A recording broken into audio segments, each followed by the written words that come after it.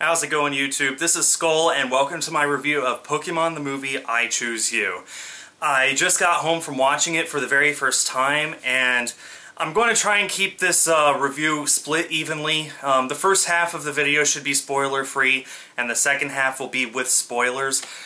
So I'm going to leave a little timestamp in the video to which point of the video the spoilers begin. So if you just watch to that point, if you want to stay spoiler-free, then please do. I highly recommend that you watch this film as spoiler-free as possible. And I'm sure in the age of the internet, that's probably a pretty big feat. But I went in without spoilers, and I was just so satisfied that I did that.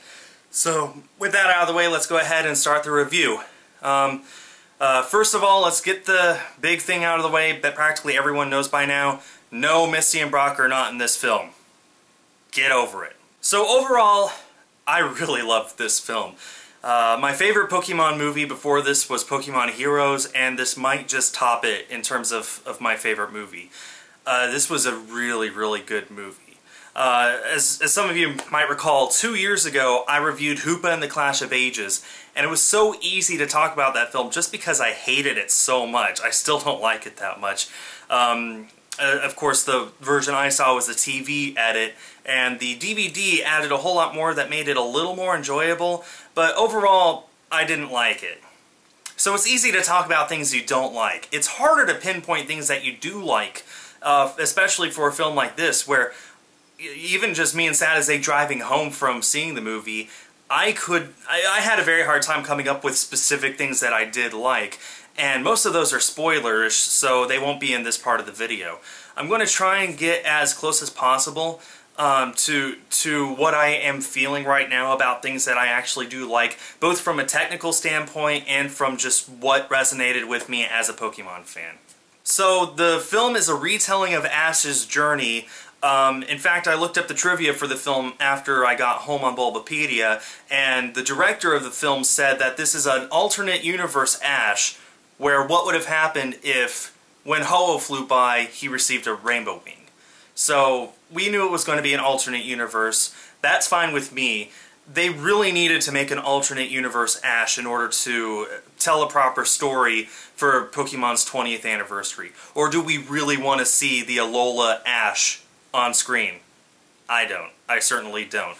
I think that the choice to make an alternate history of basically the first season of the show was a good idea. It worked out really well, and it made it so that if you knew nothing about Pokemon, I think you could go into this and have an enjoyable experience. It's concise enough that it tells a cohesive story. You see the beginning of Ash's journey going on and telling its own specific story, and it ends without any cliffhanger, without any, oh, you gotta watch the rest of the show, you gotta see next year's movie. This movie stands on its own, and that's something I really love about it. That sets it apart from most of the other the other movies. When Volcanion and the Mechanical Marvel came out, I hadn't been keeping up with the Pokemon anime as well up to that point. So Squishy, the Zygarde Cell Core, I saw it throughout the film, and I just didn't exactly know what was going on because I had missed most of the X, Y, and Z arc up until that point. Here, I have not seen much of the Alola series at all, but that's fine. You don't need to in order to see this film. It has some Alolan Pokemon in it. There are Pokemon from all different generations, and it just works really well.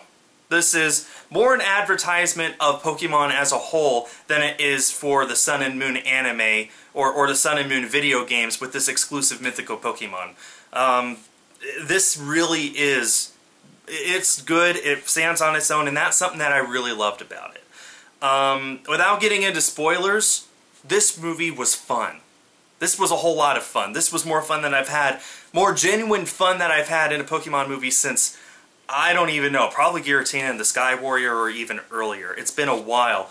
The whole first 10 minutes, which is a recap of the first episode of the anime, it had genuine humor in it. There's all sorts of things that made the audience just laugh so hard. I remember when I went to see Mewtwo Strikes Back in theaters last November, there was one time when the audience had any reaction, and it was the I didn't know Vikings still existed, they mostly live in Minnesota quip. That's the only time anyone laughed at that movie. Here, we were all laughing within the first 10 minutes. There was one time in particular where we actually applauded because of something awesome that happened. And the audience was very responsive to this film in a way that I don't think that Pokemon movies have ever given us an emotional response to before. This movie really brought us in and said, hey, we've got a nice fun time for you. Come on in and enjoy it. We're going to show you what it looks like. And it worked out really well. Again, before we get into spoilers, I'm going to try and talk about whatever I can. The music for this film was not done by the Japanese dub. When it was dubbed in English, they got a new composer to create new music, which has been the norm for the past 4 films or so. I always prefer the Japanese music whenever possible, just because it's the more authentic music. It's what the filmmakers originally wanted you to hear. And the past few dubs have not been done very well. And I was a bit worried that the music wouldn't be entertaining, or it would just not flow very well. Basically, it would just feel out of place and not powerful enough to really keep you drawn into the story, like the original music was. That was completely put to rest. There is no problem with the music whatsoever. It really does captivate you. It just brings you into the film and enhances it in a way that the X and Y films just didn't. And I can say with confidence that the music is not an issue. The visuals are amazing, of course. There's plenty of CGI, as is the case with Pokemon films these days, but it blends perfectly with the anime, hand-drawn animation that you see all the time. It really is a beautiful film. I have no problems at all with the animation. Even, like, there were some scenes in the film where they made certain scenes just completely off the norm, and it worked really well, which I'll get to in the spoilers section, which should be coming up pretty soon here. As far as the characters go, I gotta say I was pretty happy with what they ended up doing. Of course, we have Ash, and he's sort of the same as we've always known, but he's back to being a likable character. You see him and you want to root for him, you want him to do well, because it's obvious he loves Pokemon. Whereas with the Sun and Moon anime, he's just mostly obnoxious and mostly a comic relief, which doesn't work out too well, in my opinion, of course. Pikachu is a whole lot more mischievous in this film than I think we've seen him in a while. I think he was that way a little bit in Season 1, but they sort of dropped that. He's very much mischievous here, which brings up a lot of really genuine laughs from the audience, I think. Of course, there's no Brock and Misty. They're replaced with Verity and Sorrel. And for what they are, I think that they are really well done characters. I especially love Verity. She is a trainer from Sinnoh who has a Piplup, and Sorrel's another trainer from Sinnoh who has Lucario.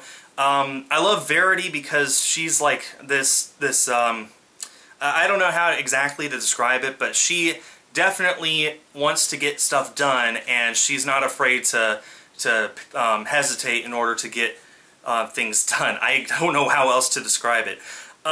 Is she an alternative to Misty? I wouldn't really say so, actually. She and Misty do not have similar personalities at all.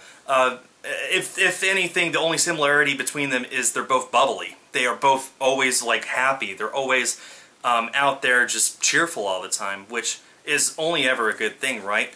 But otherwise, Verity definitely stands on her own, and I grew to genuinely like her as a character, and I began to think, if Ash ended up traveling the world with Verity, I'd be pretty happy if that was a thing that happened in the TV show. Sorrel is sort of like the third wheel in all of this. You really feel mostly for Ash, and then you get a little bit into Verity, but Sorrel you don't really get attached to that much. There's one scene in particular that Sorrel talks about his past that makes you think, okay, now there's some character development for this guy. But for the most part, he basically goes through the whole movie without changing his personality at all. He's kind of like Brock, but a much simplified version of him. He doesn't like going after the women. He just sees things and tries to explain them, and that seems to be his only purpose in the film. But for what it's worth, I did enjoy him, and he was another one of those characters that I thought, if he were to travel with Ash, I would watch that. I enjoyed them quite a bit. The only other characters worth noting are Bungie, who is a crazy old man. He reminds me of the Pokemon League head that they have throughout the series, the guy who's basically in charge of the actual Pokemon leagues. He reminds me of him. That's mostly just design-wise. Otherwise, it feels like they just shoehorned him in there as sort of a bit of exposition. I think the film could have done just fine without him, but since he's in there, it's perfectly okay with me. The only other character worth mentioning is Cross, basically the antagonist of this film. As far as antagonists go, this is one of the more brutal ones that I think we've seen in the movies. Usually, like, the antagonists have, like, an ulterior motive that makes you think, okay, I see what they're doing and I can kind of empathize with them. I can see why they're doing this. Cross, on the other hand, he's just mean. He's just mean. Which is perfectly good, because if you guys remember the first rival Ash ever had, that was Gary. And guess what? We loved Gary because he just was mean. He was a sucker, and we loved him for it. And then Cross reminds me of that. He's not a wisecracking guy. He just wants to be the strongest trainer ever, and he's willing to do everything he can in order to make that happen. Just being completely brutal to his Pokemon, to other people's Pokemon, and other people directly in order to make that happen. And honestly, I'm fine with that. I think that works really well. So overall, I love the characters in this film. Okay, with all that out of the way, let's go ahead and mark the spoilers. So if you want to stay spoiler-free, and if you haven't seen this film, I highly recommend that you do. Stop this video right here, watch the film, and then come back so we can listen to me talking about the spoilers. So I'll give you a minute. Okay, so my heart was pounding in my chest for practically the last half of the film. The final battle, when Marshadow embraces the Rainbow Wing and just controls all the other Pokemon, I mean it. I stopped at one point and just realized my heart was pounding in my chest, like probably 150 beats a minute or more. It was just, I can't remember the last time I actually felt that stressed out watching a Pokemon battle, much less a Pokemon battle in a film. For almost all the other films, for some reason, whenever you see the battles, you just know it's inconsequential, because no one's going to die.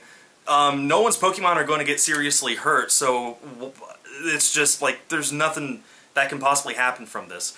But obviously, since this is in an alternate universe, you really do feel something bad could happen, and obviously something bad does happen, and I'll get to it later, but I think it was handled incredibly well.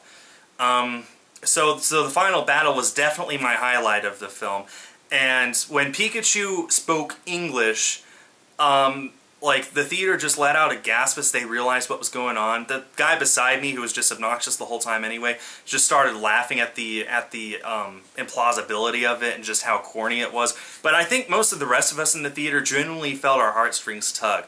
And just like, wow, at that moment, Ash and Pikachu's friendship and bond got so close together that he really could understand Pikachu. Which, I don't care if that's corny or not. That's awesome. That alone made this film worth it for me. There's plenty else to talk about in this film as well. Frankly, the whole time, I don't know what I think about Marshadow. Was it a good guy? Was it a bad guy? It seemed every time we saw it in Ash's shadow, it was causing Ash to think dark thoughts. Thoughts that we would never hear the Ash that we know and love talk about. Of course, like, the first thing that really stuck out was if only he had chosen Squirtle or Bulbasaur instead. So, like, wow. Ash would never say that, right?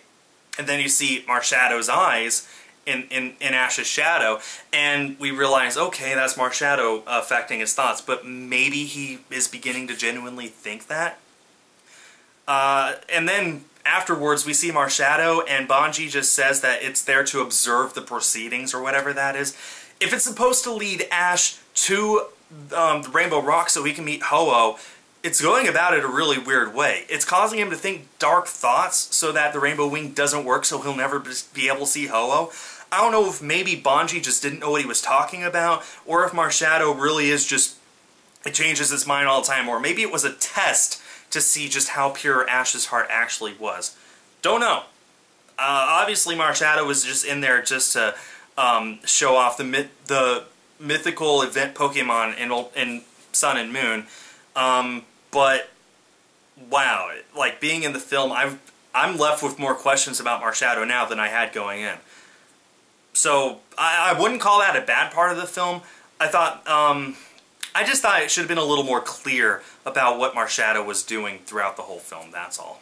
Ash's Pokemon journey in catching and raising Caterpie to Butterfree, I thought was unnecessary. I mean, at the end of the film, he didn't have Butterfree anyway, which I know mirrors what happened in the TV show. It flew away with pink Butterfree, which, hey, that was handled well. I'm not arguing against that.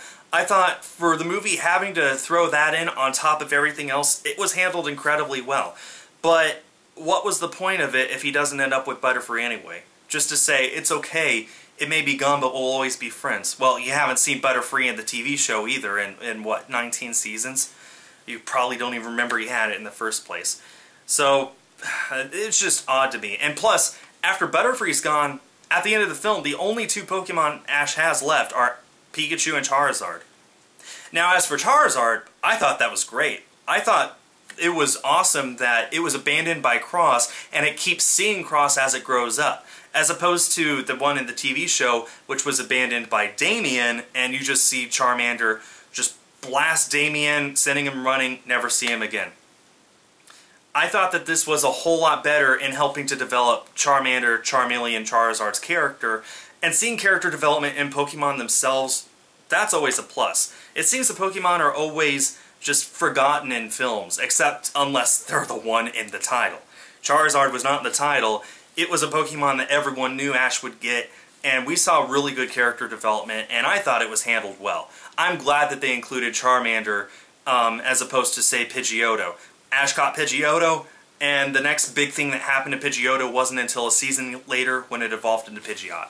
So, for that, I'm happy that they included Charizard. Not exactly sure why they included Butterfree, aside from it being a fan favorite, but since they included it, I thought they told that story well as well.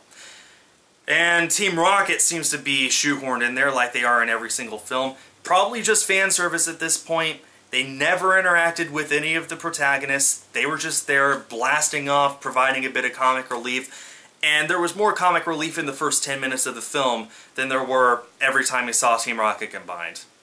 It is what it is. Since they're there, I thought they were fine. I just didn't see the point in them being there, that's all. The other thing that really sticks out to me is the legendary Johto trio, Raikou, Entei, and Suicune. The guy beside me was just laughing that they were showing up. It's like, what are the odds of all three legendaries showing up, like, within this short amount of time? One, they explain that in the film very clearly. They're attracted to the Rainbow Wing because Ho is the one who created them in the first place. Two, you have to know seeing it that it's sort of a promotion for Pokemon Go. And being able to see Raikou, Entei, and Suicune in Pokemon Go and having raid battles to catch them. In fact, the first time we saw Entei and we saw 3 or 4 trainers at once going after it, the first thing that popped into my mind was, well, that's a raid battle promotion. But beyond that, I thought them being in this film was really well done. Just seeing glimpses of them, for the most part, I thought was just, okay, cool, more legendaries. And they do tie in with Ho-Oh, so it makes sense for them to be there. Do they need to be there? No, but it makes sense. It's sort of like Legolas in The Hobbit. Does he need to be there? No, because he wasn't in the book. But it makes sense for him to be there because if Legolas was invented when J.R.R. Tolkien wrote The Hobbit, he probably would have been in the books. It's sort of the same here. If Raikou, Entei, and Suicune had been around when Ash first saw Ho-Oh in the TV show, they might have been appearing in the TV show as well. So in this case, it makes perfect sense to me. That's how I view it. I'm glad that they were there for at least a little bit each, and honestly, it just wasn't that big of a deterrent to me. So the other big thing that I took away from this film is they got away with a whole lot more than they have in the past. I think the big thing that stuck out to me was in Sorrel's backstory, where you see Luxray literally freeze to death, and then you see its dead body there in the snow. Wow. You couldn't get away with that in the TV show. You probably couldn't get away with that in most of the previous movies. I thought that was a very powerful scene, and it really helped to develop Sorrel's character, if only for that one scene, and then we just don't hear anything about him again.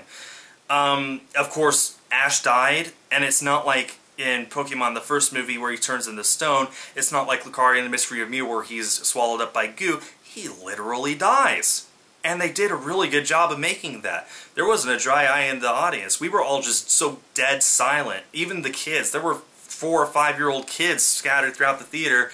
We were all just so entranced by it.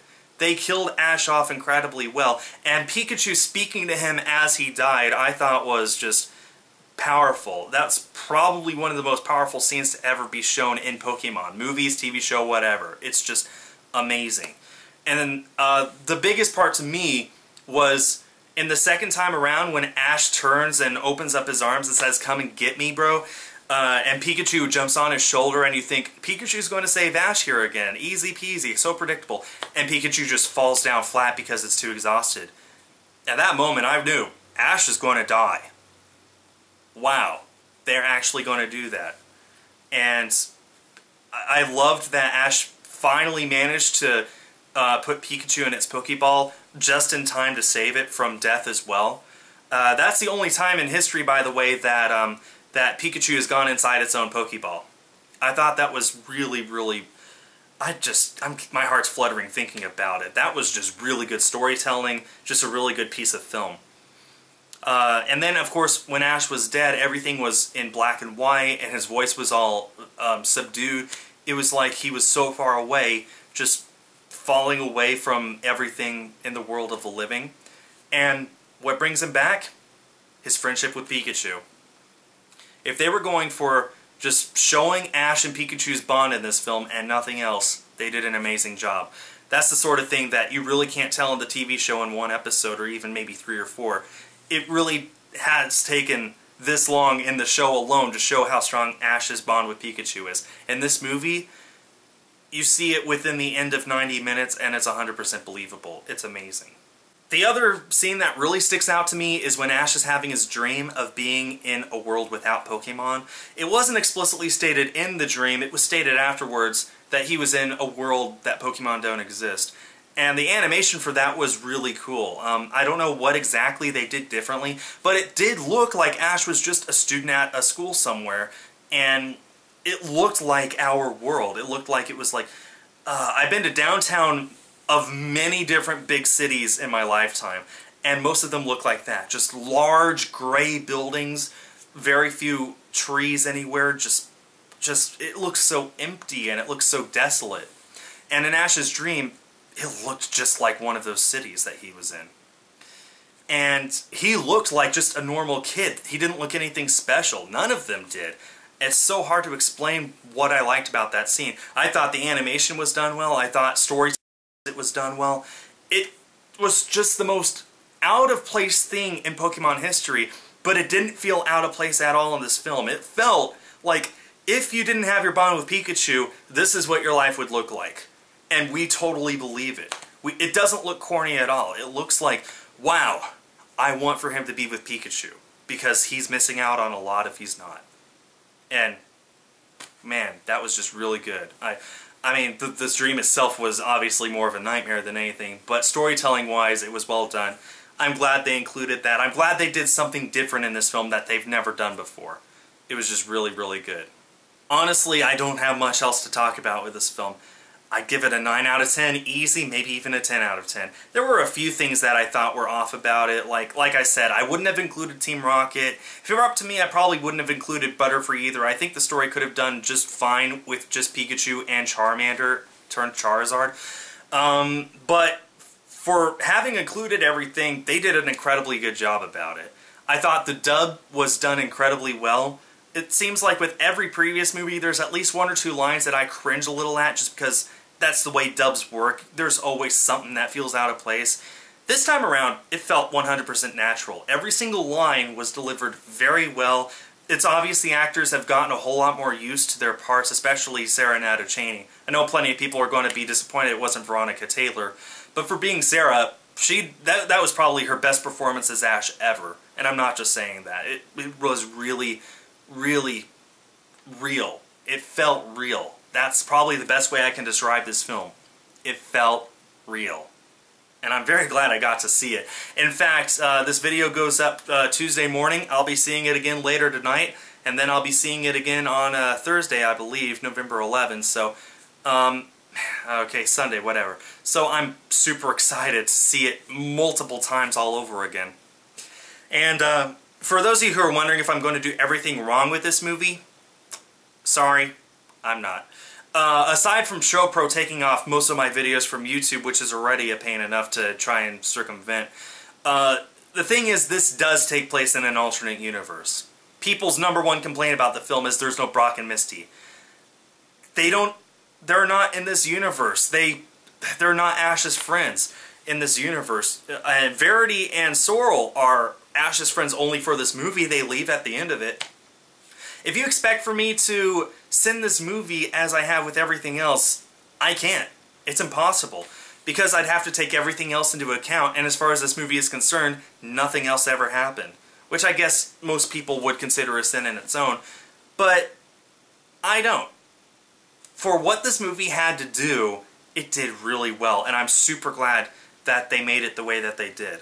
It's just all around probably one of the best Pokemon movies made, and these days that's very hard to do. This is easily the best that's come out since Lucario and the Mystery of Mew, and it's one of my top 2 films. It's between this and Pokemon Heroes, and I might just be leaning towards this. 9 out of 10, no everything wrong with ever.